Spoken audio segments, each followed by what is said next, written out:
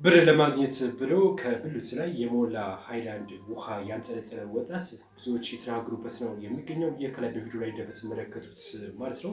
እንግዲህ በሀገሪቱ ውስጥ ሰላም ስራ ባለመኖሩ ምክንያት ወጣት ገንዘብ ለማግኘት የማይፈነቅለው ድንጋይ የለም ነው የተባለ የሚገኘው። ለዚህ ነው እንግዲህ በአቋራጭ ታዋቂ ለመሆን ብዙ ጥረቶችን የሚሞክረው ወጣቱ ማለት ነው። እናም ይህ ወጣት እንግዲህ በብዙ ላይ ሃይላንድ ውሃ ሁሉ ነው ያንጠለጠለው ነው የተባለው። ይህ ወንድማችንም በምታዩት መልኩ ከሶስተኛ እግሩ አንቀሳቀስ በደንብ